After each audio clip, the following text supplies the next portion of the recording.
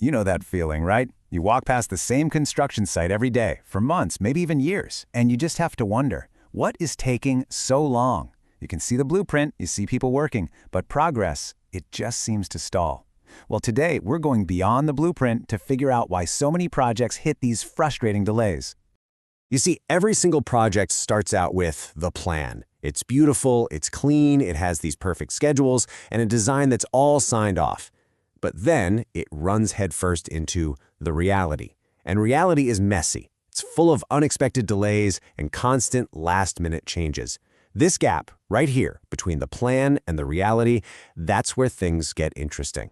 And this all comes down to what we could call the myth of the blueprint.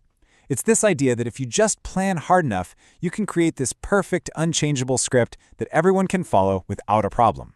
But as we're about to find out, that's more than just an illusion. It's actually a pretty dangerous way to think about building things. And it's not just a hunch. The research really drives this home. Even when the planning looks absolutely airtight, delays are still the norm, not the exception. So it makes you wonder, right? If the blueprint is so solid, what's really going on that's knocking these massive projects completely off schedule? Okay, so this is the moment when reality hits. We're going to pull back the curtain and really dig into the true causes of these delays. It's kind of like having the world's best recipe. It looks perfect on paper, but it doesn't account for your oven running hot or, dropping the carton of eggs on the floor.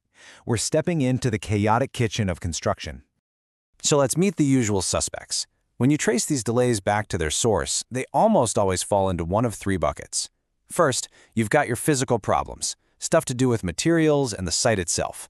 Second, there are flaws in the actual design and the whole decision-making process. And third, and this is a big one, you have breakdowns in team coordination. Let's kick things off with those on-site hurdles. We're talking about the tangible, real-world issues that pop up right there in the dirt and dust. This is where that perfect paper plan gets into a fist fight with the physical world. And the first culprit is probably the most obvious one, but it's so powerful, the environment. This is Mother Nature and a bunch of other outside forces basically reminding everyone who's really in charge. So what does that actually look like? Well, it means a solid week of unexpected, heavy rain can turn your entire site into a giant mud pit. Forget pouring concrete.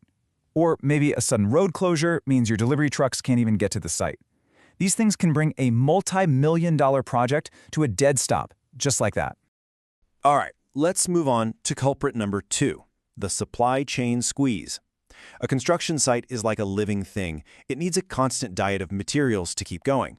When that supply line gets choked off, the whole project starts to suffocate. And a late delivery of something like steel beams isn't just a small problem. It sets off a huge domino effect. Just look at this. That one late delivery leads directly to this first bar, work stoppage. Everything grinds to a halt. That stop then forces a massive, panicked reshuffle of the whole schedule. That's your second bar. And all that chaos, it leads straight to the third bar, huge cost overruns. See? It's a powerful and very expensive chain reaction. And those physical problems, like materials showing up late, they often point to an even bigger source of delays, the human factor. I mean, construction is a deeply, deeply human process, and when the people and the processes are out of sync, projects go off the rails fast.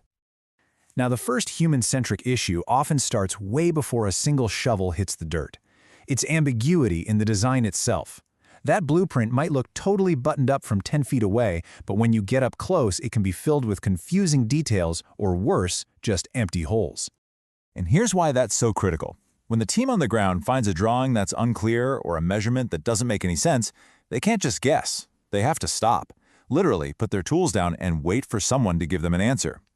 Every single one of those stops is another delay, another crack appearing in that so-called perfect plan.